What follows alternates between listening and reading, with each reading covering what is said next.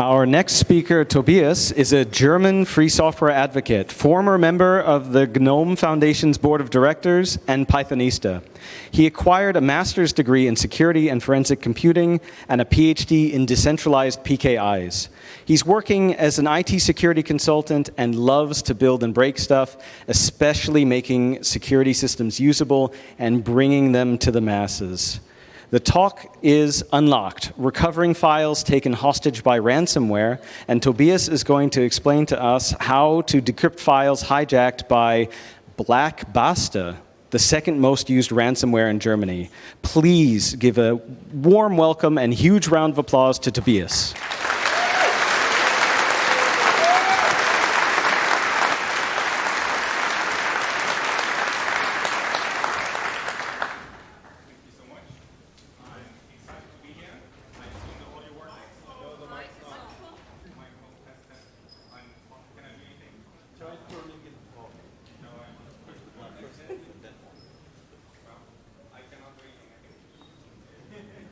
In trouble? Right. Let me use this. Is this any better? Yeah. Woohoo! Excellent.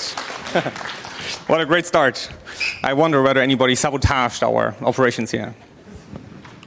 Well, I'm excited to be here. We'll be talking about decrypting files encrypted by, Germany's second most used ransomware through a flaw in their cryptography. So, first, I want to briefly talk about ransomware, a bit more in general, say. Then I want to talk about the Black Basta ransomware in particular.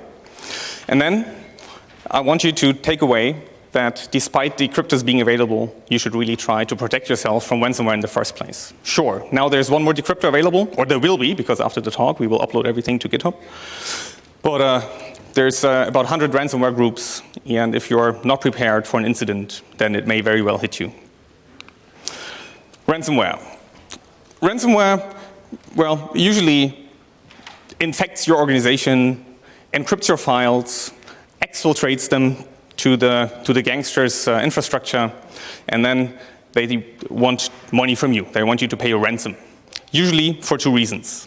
The first reason being, for you to decrypt your files so that you can access your files again and, run your infrastructure.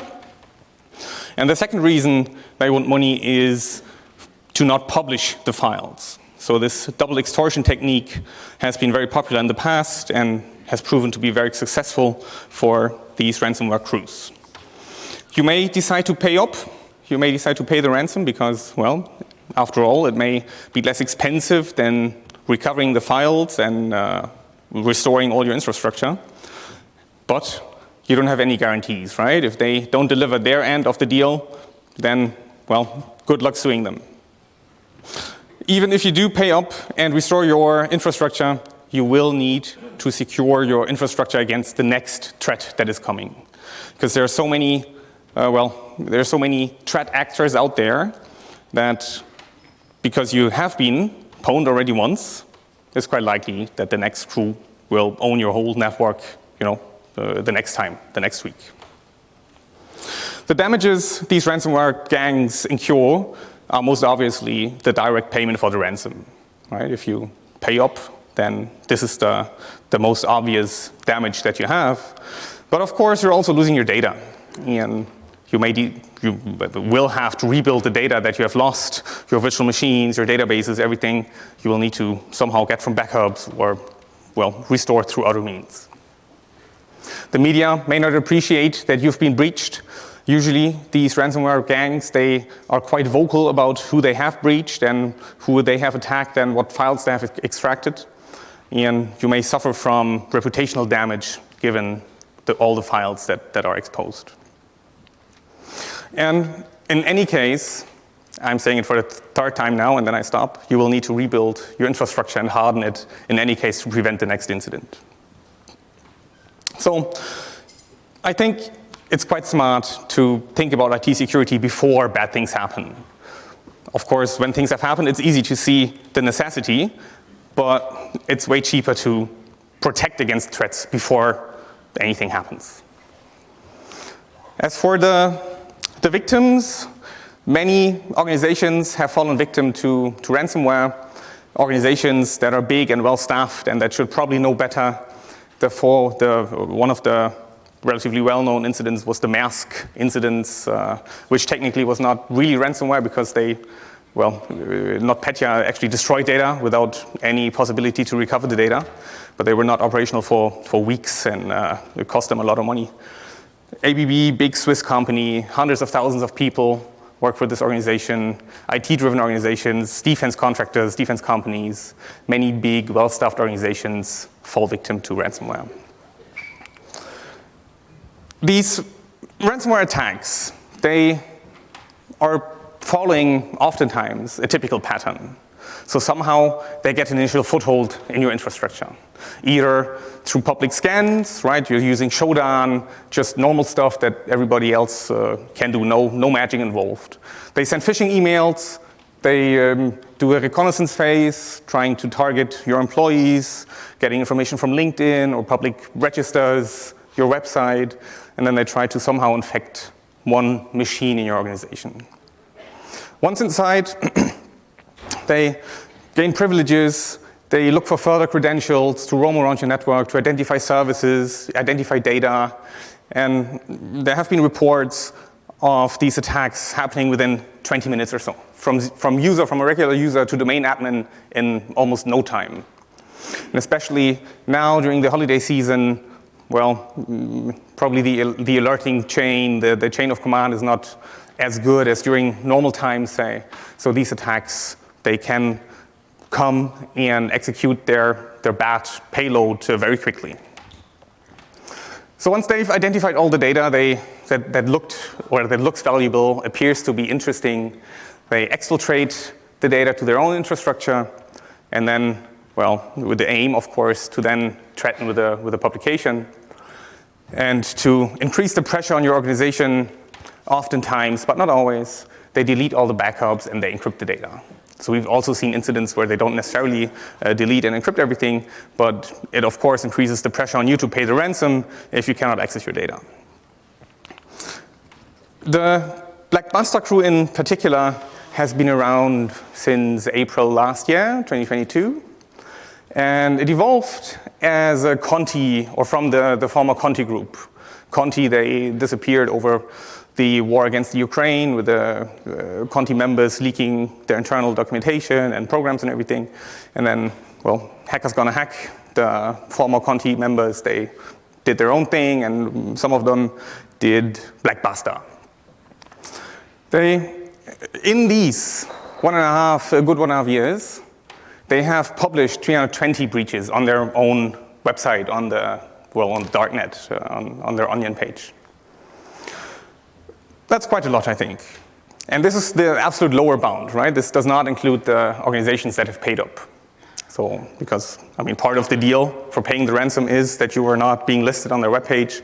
So this is the absolute minimum number of hacks that they have performed. Journalists have researched the payments, and they have found that there have been at least $100 million in payments to their Bitcoin addressees.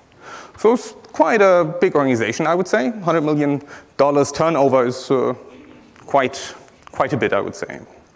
And of course, I don't know how much it costs to operate ransomware, but I guess there's quite a bit of margin in the operations there. It has been dubbed, earlier this year, in about April, it has been dubbed the second most used ransomware in Germany because they targeted quite a lot of victims in Germany. They do not only target the common Windows environment, they also target virtualization infrastructure, in particular ESXi machines, and many other ransomware crews do, but they do as well. A data point that's interesting for us for later is that currently there's version 2. And there used to be Black Basta version 1 up until November last year. And back then, they used RSA-based encryption. And then they changed to something more modern, right? It's 2023, or in this case, it was 2022. And they upgraded their cryptography, or so they thought, to use elliptic curve-based cryptography. There has been a downtime of the breaches in about September. We know quite well why that is. It's not due to us, unfortunately.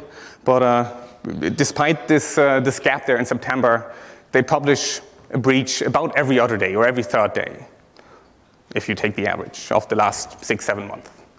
So it's quite an active crew, despite their age and all the things that have happened. It's quite a threat. I want to go through the cybering process, and I will demonstrate how to cyber yourself, how it looks like when you get infected and when all your data gets encrypted.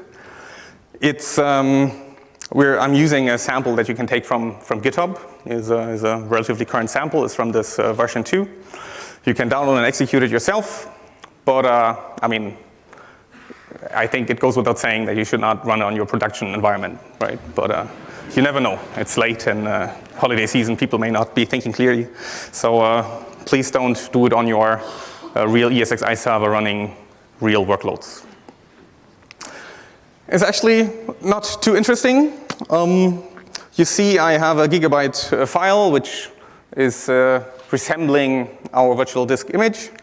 And then I'm running Chrome exe, which is the actual malware. And then it takes a little while. You see already the instructions readme text appearing there.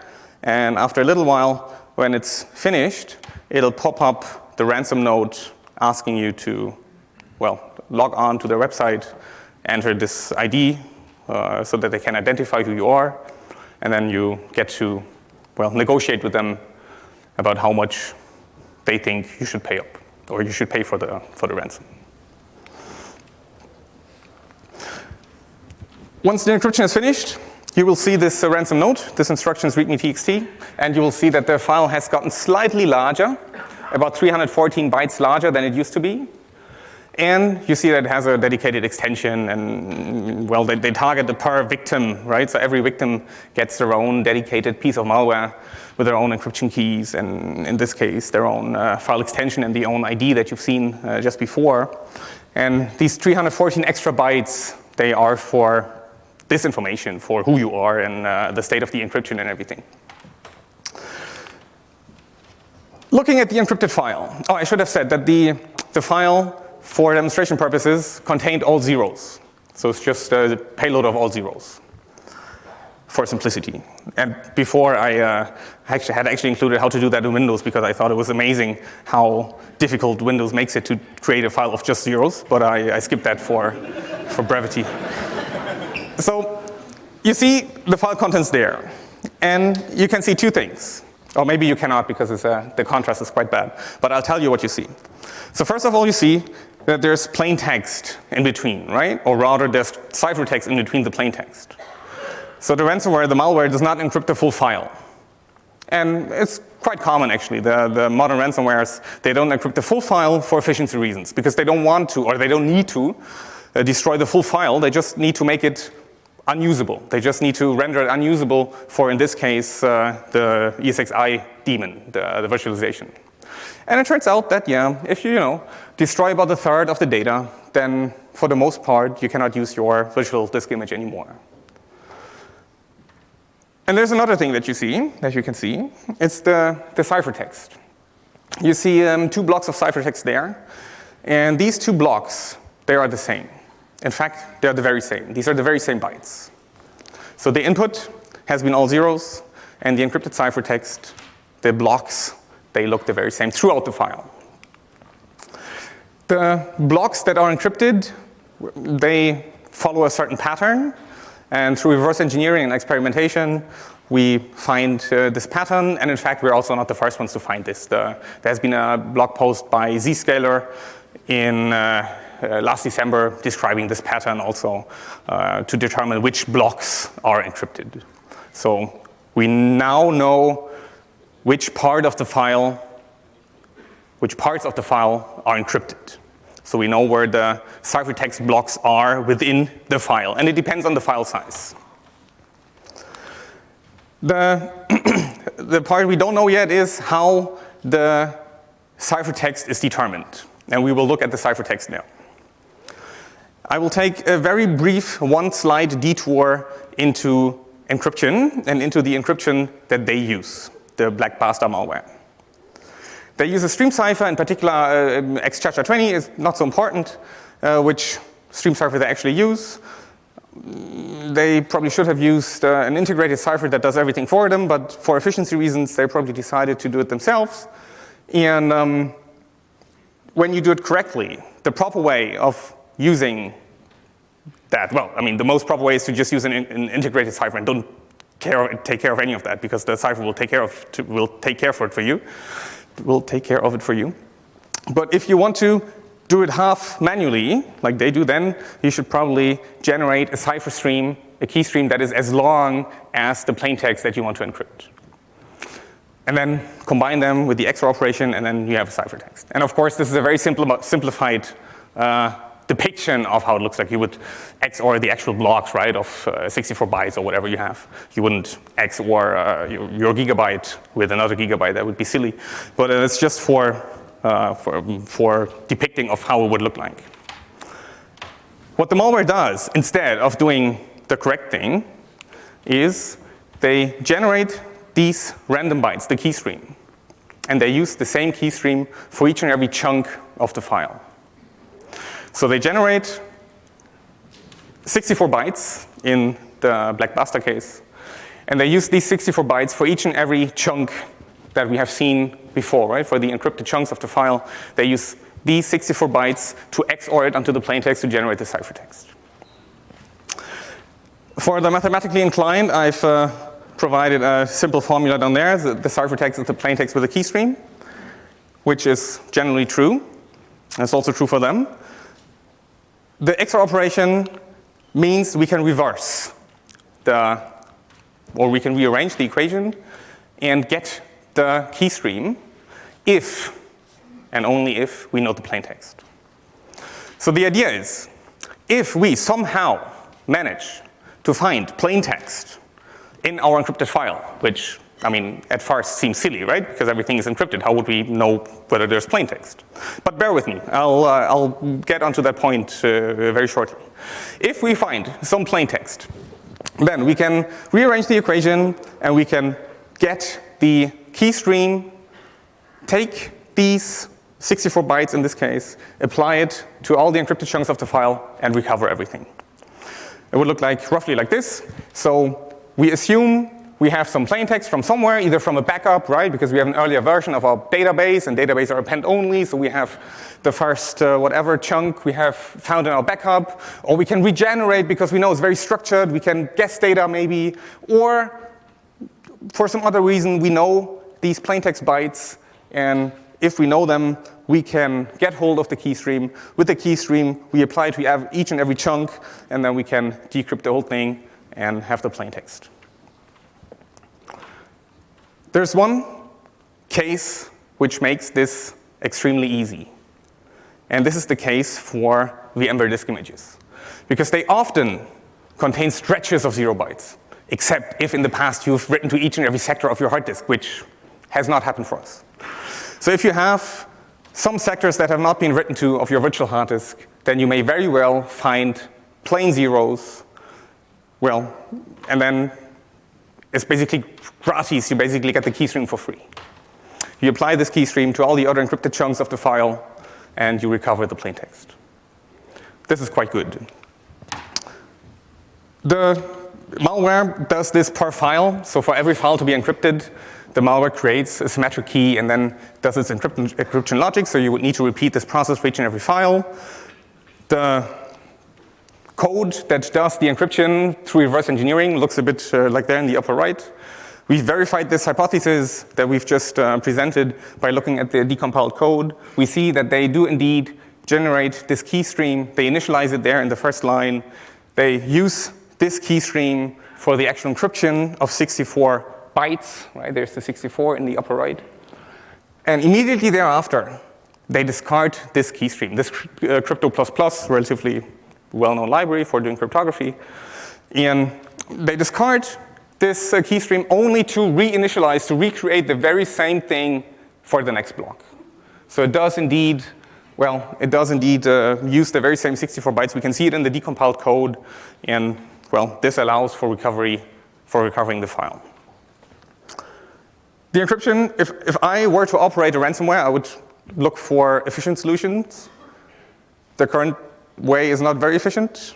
They could be more performant by using less or fewer syscalls and more efficient ones like write-v or pwrite-v. There's many ways of doing this in Linux. And I alluded to their cryptography, their old cryptography before. So before last November, they used RSA-based encryption. So Black Basta v1 used RSA for their encryption, and that worked beautifully. That was good. That was in no way vulnerable as far as we know for the moment. Once they changed to elliptic curve cryptography, they introduced this bug. So by refactoring, they somehow screwed up a comment or a line, or we don't know exactly what, which renders the whole thing vulnerable to this attack. We go on to demonstrate the actual decryption. Is not too interesting maybe, is we see the two files, the original and the encrypted one, and we see the differences. It's these encrypted blocks looking the same in each and every chunk. And in this case, we decompress the archive with the tools. We run this tool, this automatic tool, which does not work as automatically as it could. Needs some values. The footer, I mentioned the 314 bytes in the end of the file. We want to make sure we only touch really malware encrypted bytes, they're malware encrypted files. So we copy and paste the suggestion. It runs faster and more reliable than the original decryptor that you can find on Malware Bytes. And then you can see that the files are indeed the same.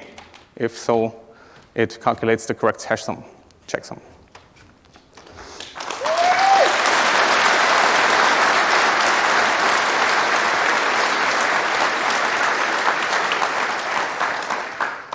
So the file does indeed contain all zeros. Is it all good? Well, many things are good, is not 100% good. There are a few rough edges.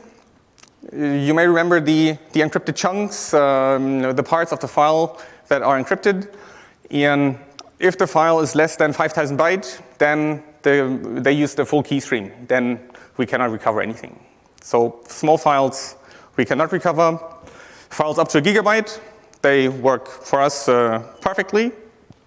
If the file is any bigger, then the first 5,000 bytes are encrypted as in the way before, so we cannot recover them, but the rest works as expected. I will mention it now before I forget. In case of the VMware disk images, the first 5,000 bytes are not too much of a problem. At least they haven't been for us in the past. Because the file systems on these disks, they typically tend to start way into the disk, a couple of kilobytes into the disk. So the first 5,000 bytes, they're usually not too important. Also, because while the structures in the 5,000 bytes are important, the boot sector and the partition table and everything, you can regenerate those.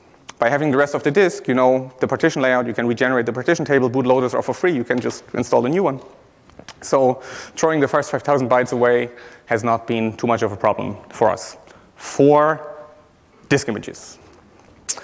The timing looks almost like this. So Black Basta appears at the beginning of last year. They changed their cryptography at the end of last year.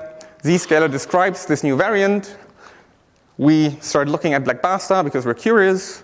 And once we've verified what we were seeing, things that we couldn't believe, having found ourselves, we started sharing everything we knew with the victims and with the law enforcement and with incident responders. And now we're here presenting it to the public, hoping to save many victims from paying the ransom. We are well aware that this is not lighthearted to say, because by publishing everything now, the criminals will surely patch their code. We assume anyway, maybe not. And we do so anyway because we know that the holiday season is a tough time for organizations, is a high time actually for these breaches. And we hope to prevent their business, to drive their business down. And it's also, having something in public now makes it more easy to talk about, also for the victims. We've approached the victims, and believe it or not, the response rate was very low.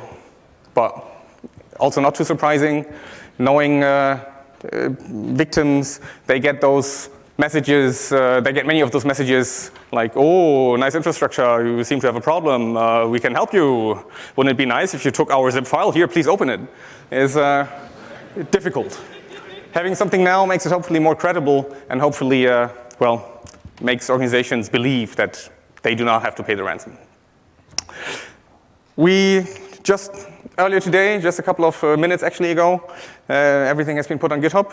So you can go there and get the code and hopefully decrypt all your files. Because we also know that some organizations, they keep the encrypted data for, well, moments like these when a decryptor becomes available. So they can recover their data that they need for whatever reason. So to conclude the decryption part, we need 64 bytes of plain text. These need to come from somewhere. The zeros are the easy case. We can even detect them heuristically with the tool that we've implemented. But if you have 64 bytes from somewhere else, well, that would also work. But if we don't have 64 bytes, then unfortunately we cannot do anything. Bigger files tend to be problematic. In the case of disk images, it's not too much of a problem. Being able to decrypt the encrypted files is good, but not having to is even better.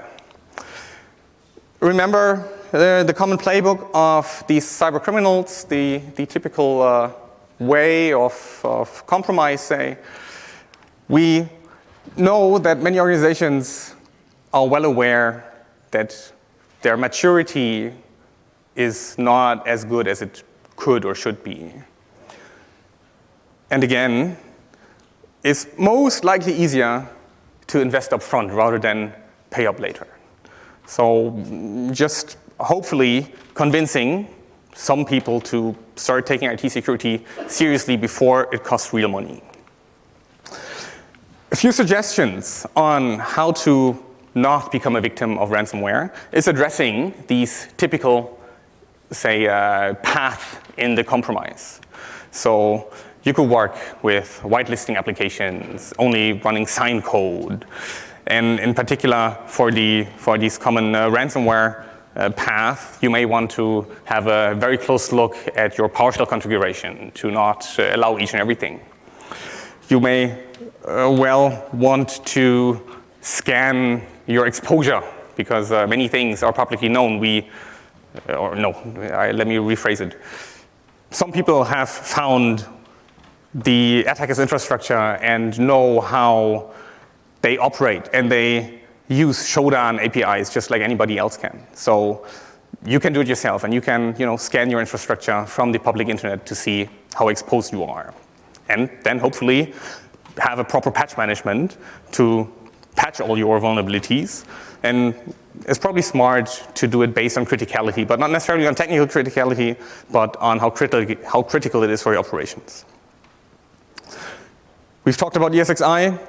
VMware has actually released quite an extensive set of documentation for maintaining security on your ESXi installations.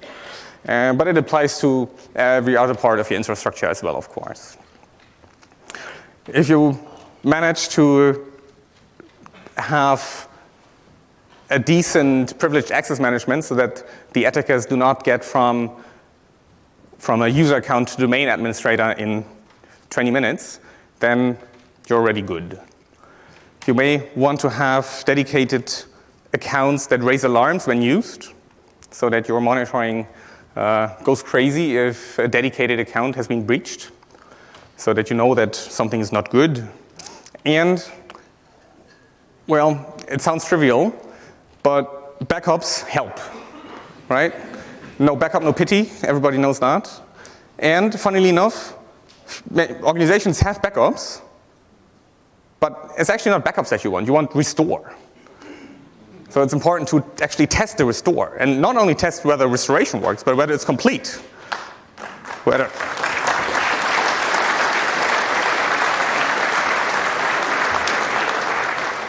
And also whether you can restore in time, especially if you have internet-based backups. It's good to have offsite backups and not pay other organizations to do the offsite backups for you. But have your own offsite backups, but be able to restore them in time that your business can tolerate. And I want to close and open the floor for questions. The very quick one-slide summary of everything is that ransomware is and remains a severe threat since 2014 or 16. It causes billions and billions of damage. in Germany alone, right? 200 million, billions of damage alone in Germany. So, I mean, in the other countries you have to add as well. Is organized crime.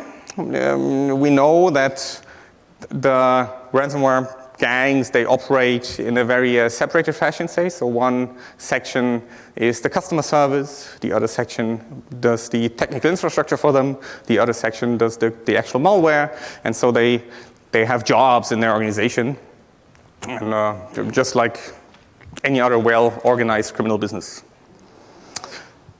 It used to be very active in Germany, not as much anymore now, given the very latest figures. They use cryptography, they want to be efficient. They're a bit too efficient. If they had used proper integrated cipher, then that would not have happened to them. They reuse this very same keystream. Is a very bad idea. Do not reuse the same key multiple times. It breaks their neck. It allows us to recover files encrypted with their malware. You can go get all our tools from GitHub. There is the URL. And again, take backups, test them, and try to not fall victim to ransomware in the first place. Thanks.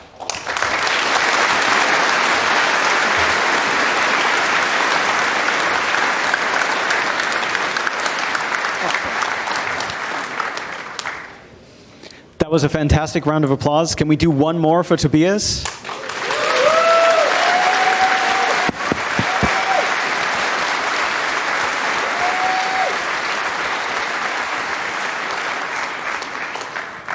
Great, so we have time for questions. Those of you in the room, you see there are 4 microphones, 1, 2, 3, and 4, whatever the actual order is. Of course, we're also taking questions on the internet. We're monitoring Matrix, IRC, as well as Mastodon. The hashtag for this room is 37C3 Granville, and the IRC channel is 37C3-Hall-Granville.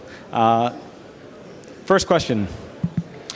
Thanks for the wonderful talk. So you have shown how symmetric cryptography is being used for encrypting the files. So what is RSA and ECC being used for? Right. So I've shown the very brief summary of how all that works. The details are in the Zscaler blog. They create a symmetric key per file and encrypt that symmetric key asymmetrically with a per victim key. So that's where the asymmetric cryptography like the RSA or the ECC comes into play. Does that make sense? Yeah, thanks. I have to chase you a bit. Sorry. No, it's all good. All right, I see in the back we have also a question. Yeah, thank you very much for your work and your talk. I actually encountered a ransomware case with Black Bastas this month and got your script from the police. Oh, really? That's fantastic. Good. Yeah, unfortunately, I couldn't use them because the service provider already deleted all the encrypted files, so I couldn't test it. But yeah, what I encountered in my cases is that the encryption is not what matters the most anymore, because most of the companies I work with have backups and restore them, but they are willing to pay because of the blackmailing that happens. In around the publication. Maybe is there some, or maybe they do not focus on the encryption so much because they say, okay, we have encrypted and the files do not look usable anymore. It's more important that we did something in their systems and have the files on our side, and so they focus more on evacuation, etc. Is that you already? You also have. We have also seen that, yes. And I guess that's due to them trying to be efficient, like the gangsters. I mean, they skip the encryption part for reasons we don't necessarily know. Maybe if they're listening now on the stream, maybe they can comment on the internet. But I mean, well, what can I say? Is you should probably monitor your network traffic. If you suddenly transmit 3 terabytes a day, maybe something is weird. And hooray to Germany for being able to transmit 3 terabytes in a day. So it seems they may have hacked into our projectors. But while we're looking at that, up front. If they have such good infrastructure and produce so much damages, why is it so hard to really catch those groups and destroy them? They get even bigger and bigger. Should it be not become easier? Well, so from what I've read, some crews, they reside in certain countries where it's not directly illegal to hack, into foreign countries' computers, and international collaboration with certain countries is become a more difficult thing, at least as of about 2 years now. Oh, okay, I understand.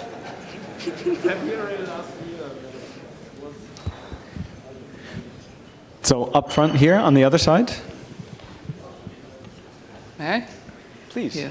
So the question is, if you are aware that at least as of December 18th, Black Basta fixed the crypto flaws that you mentioned, means the newest version is unbreakable, means your presentation is no longer accurate, and the details and help that you try to provide to the victims will be no longer accurate. And that's a serious question, and a colleague of mine and of many of the other people in this room inform us that it was first seen at December 18th, that they did fix the flaws that you're talking about. Oh, you mean like 5 days ago? Or 18th, it wasn't 5. Oh, like 9 days ago then? Yeah. Okay. Well, we're not aware of that. If you can provide samples, we're more than happy to be looking at them. You can find the samples by yourself on the internet. Well.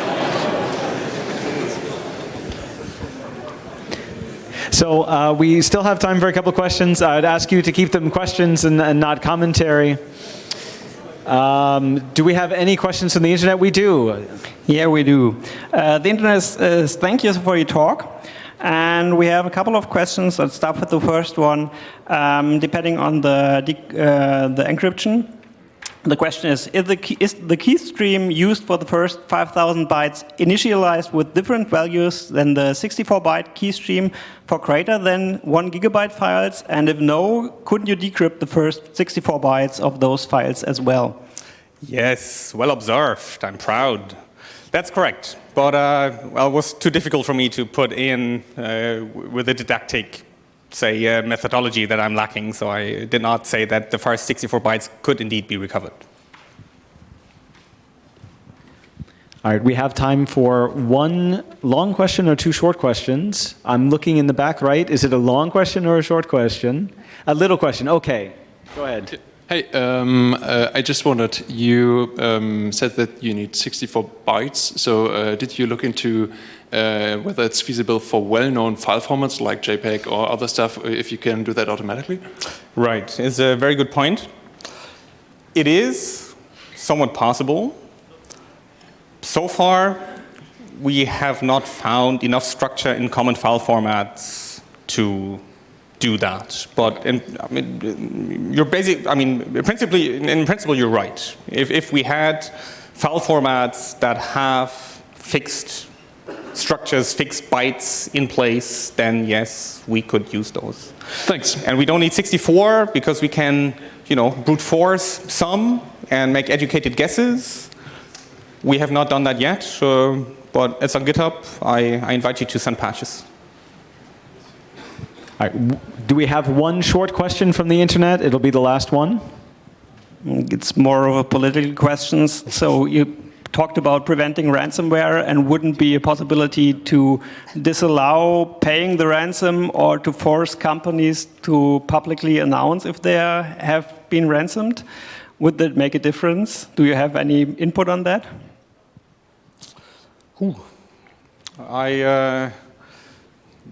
The short answer is no, but I would be happy to discuss this at the bar just hereafter. Of course, that's difficult with the colleague on the internet, but if anybody else wants to find me at the bar outside, I'd be more than happy to be talking about it. Thank you so much, Tobias. Can we get another final round of applause for Tobias?